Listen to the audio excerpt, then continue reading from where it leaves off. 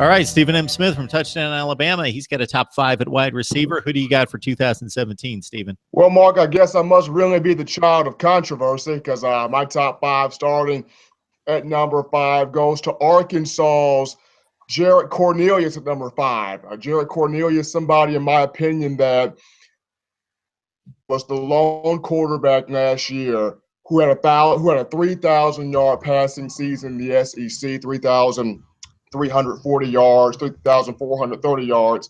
If I'm not mistaken, he was also one of 3 quarterbacks to put up over 400 yards passing against Alabama, joining Chad Kelly and also for those 2 guys now in the NFL.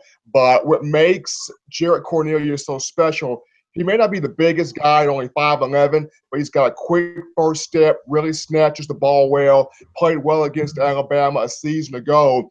With the Arkansas Razorbacks losing Drew Morgan, losing Keon Hatcher, losing Cody Hollister, losing Jeremy Sprinkle to the NFL and also graduation, returning Jared Cornelius, his numbers are going to only grow next season with Austin Allen throwing him the football. Cornelius the last 2 years on the team in both receptions and yards. 2015, this young man, 24 catches, 393 yards. And, of course, this past season, 2016, he had 32 catches for 515 yards. So Jared Cornelius, my number 5. I've got Donald Gray of Mississippi State. Fred Ross gone. Donald Gray finished number 2 behind him in receptions, yards, and touchdowns with 41 catches, 709 yards, and 5 touchdowns. He's got a dynamic quarterback in Nick Fitzgerald, who, by the way, 3,798 yards accounted for last year, which led the SEC. Throw it, he can run it. If he can continue to mature as a game manager under Dan Mullen, this guy's a star, and he's got the wide receiver in Donald Gray to make him all the more dynamic. So Donald Gray, 4 for me on my top 5. At number 3, I've got Antonio Callaway out of Florida.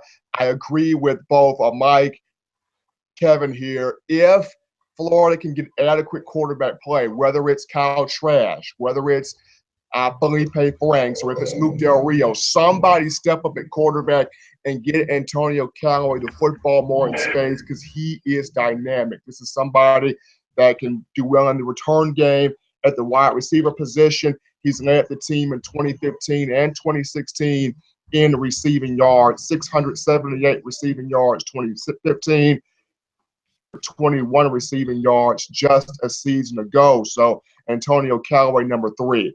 Number 2 and number 1, self-explanatory. Number 2 is Calvin Ridley of Alabama. And to answer your question, Mike, he has put on some mass. Calvin Ridley, 198 pounds now. He's 6'1", $198 for Calvin Ridley.